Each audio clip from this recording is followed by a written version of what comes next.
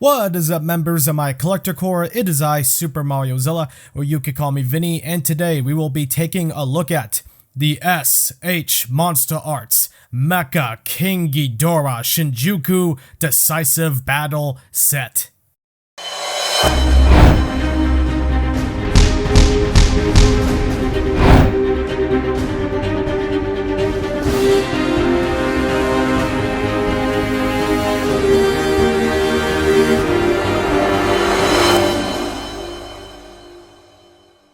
Back in the days of, I believe, 2015, we saw the release of the OG Mecha King Ghidorah, which was also a premium Bandai Webshop exclusive. After years of being on the aftermarket, Tamashii has delivered a new version with no different colors but different accessories. We get the returning machine hand, but also battle-damaged wings. However, this new version did not come with door mats and is a much higher price, clocking in at around $275 to $300 MSRP. The original release's MSRP was $180. Knowing all that, will this new release still be worth picking up? Some of you may know the answer. Let's not waste any more time and see if this figure is worthy of a spot on your shelf. Sculpt is phenomenal. Mecha parts and organic parts, this figure looks fan-freaking-tastic. Couple of nitpicks, however, the gold color is a very nice looking gold, but not accurate to the movie, supposed to be more of a bronze gold. And the feet, for some baffling reason, have a different color gold than the rest of the body. What? Huh? Yeah, that's odd. I can't tell if that was an oversight or what. Getting a closer look, we can see all the smaller details better. The metal head looks great. The robot parts on this figure have silver with some shading on the back of the wings, and I think some other parts too, although I could be incorrect. And I dig the pearlescent look on the ball thing on the figure's chest. Teeth on the organic heads are okay. Nothing great, but at least it looks presentable. Not as bad as some other figures. I should point out that the heads and most of the tail is reused from the original Ghidorah 91 figure. Once upon a time, when they announced the original version of Mecha Ghidorah, they claimed the organic heads were not reused from the original figure. Well, comparisons between this and his organic counterparts proves that claim was just bullcrap. Back on topic, the wings for me are the best part. The amount of detail put into them is amazing. All these small details, it looks great. Nothing to scoff at. Mecha Ghidorah has a very radical design, if that's the right word to use, of flesh and cybernetics. Besides the nitpicks I mentioned, I think this figure nails the look 100%. This is a large figure, so do forgive me. Some stuff may pop out of frame. That's because it's large. I gotta like stretch my hands forward to demonstrate the articulation, so forgive me for that. But let's go over it. So all jaws are on ball joints. Can open and close. Now, the tongue on the normal heads can move. They're on tiny ball joints, but because of how small they are and because of how hard they are to move, I don't want to mess with that too much. I don't want to break it. All the necks are on many series of ball joints, although the metal head is not as flexible as the normal heads. You can still get a variety of poses out of it. Just keep in mind, it's not going to bend as far as the normal heads, as you can see. But the normal head's articulation is crazy good. Has always been crazy good since the original King Ghidorah 91 release. There's a ball joint in the waist, so we can crunch forward just about... Let's get the legs standing up properly. He can crunch... Oh my god. He can crunch forward just about this much and crunch backward not very far at all. Can rotate some and can wobble around. Legs are on ball joints, however, they still use the old design from the original King Ghidorah release, so you're not going to get that much range out of them. It's more realistic and hard to move. Yeah. I don't know, I feel like they could have updated that, but I guess they wanted to stay faithful to the original sculpt. His knees are on ball joints. So he could get a pretty good bend. Feet are on ball joints. not much ankle rocker going on, so yeah, feet articulation is a bit limited, but, you know, you could still get still get a decent range out of them. It's just not going to be as much as some other figures. These little flaps on the doors are on hinges for the machine hand.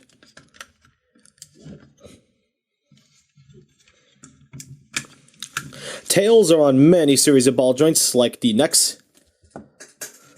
So crazy good range out of the tails. Now this one is pretty good. It's pretty stable. This one is loosey-goosey on like a couple of the ball joints. I need to take the figure apart to get that fixed, because right now it's kind of drooping. It's not happy. It's definitely not happy. Yeah, so not sure what's up with that.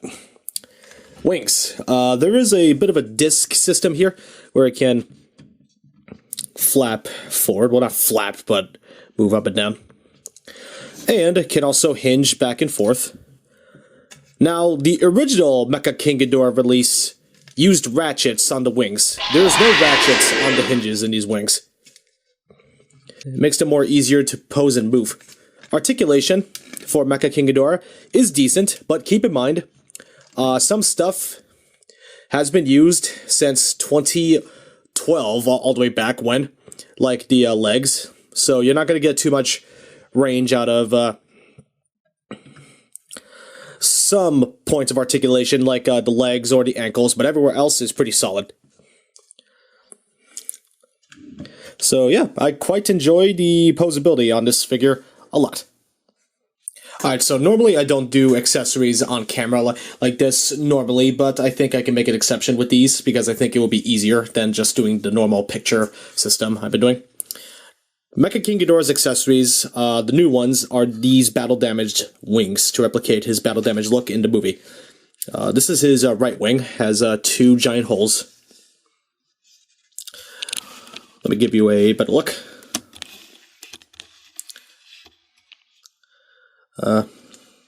Yeah, so the detail in the holes is pretty nice.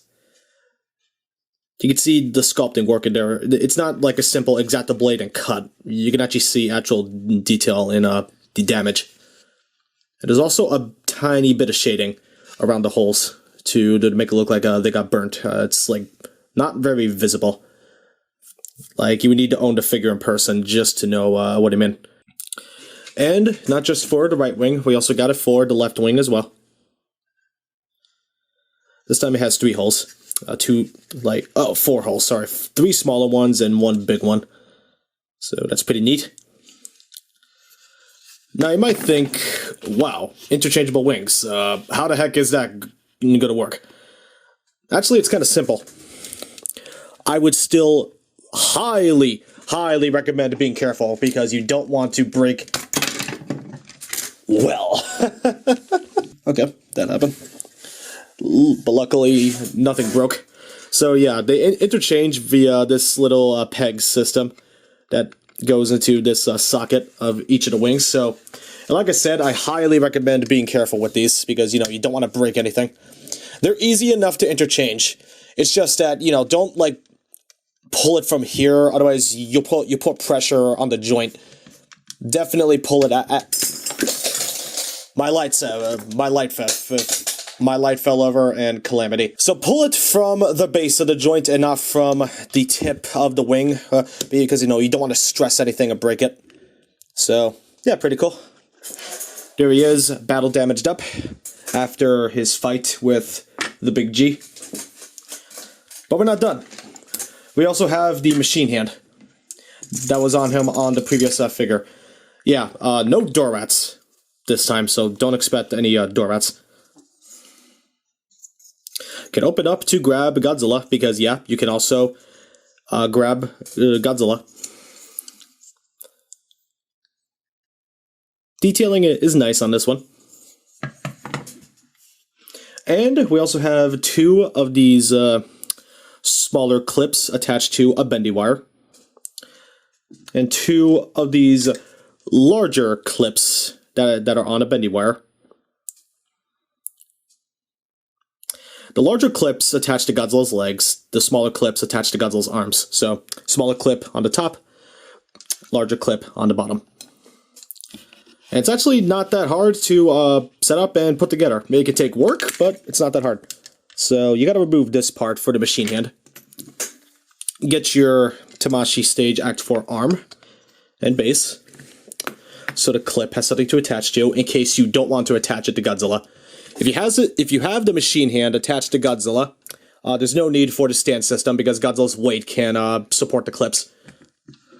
I'll show you that in just a second.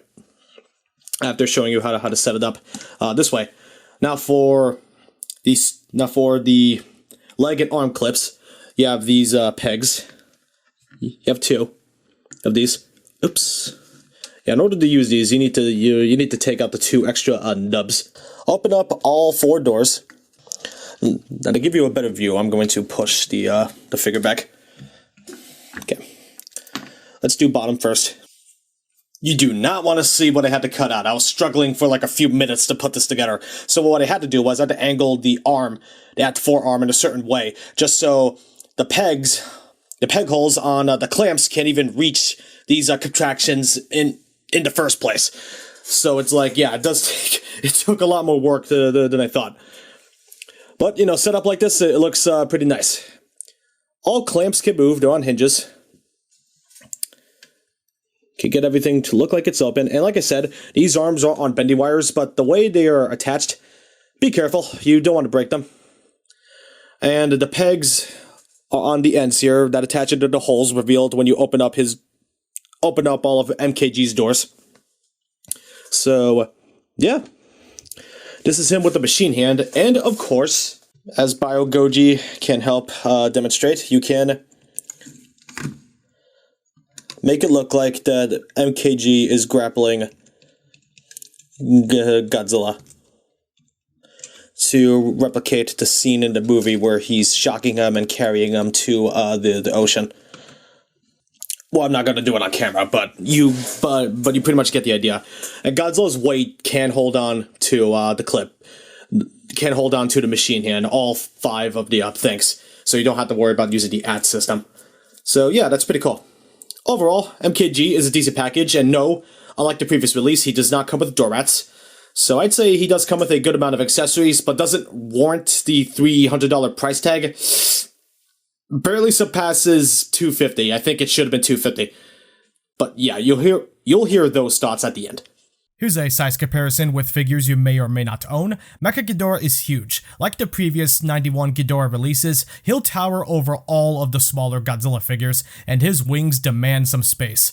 So make sure you clear some spots for him on your shelf. If it's not obvious, I think this figure is worth grabbing, and just like Gigan 2004, the Great Battle version, I can definitely recommend this even if you have the original Mecha King Ghidorah.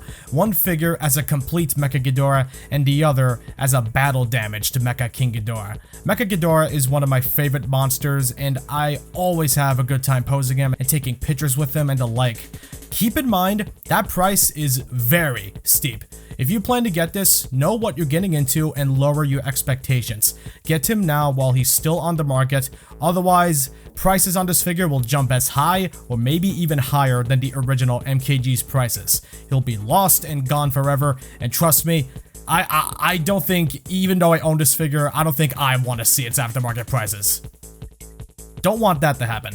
That being said, this figure is a well-deserved 8 out of 10. If the colors were more accurate and if he did not have that stupid issue with the feet, definitely would have been a higher score.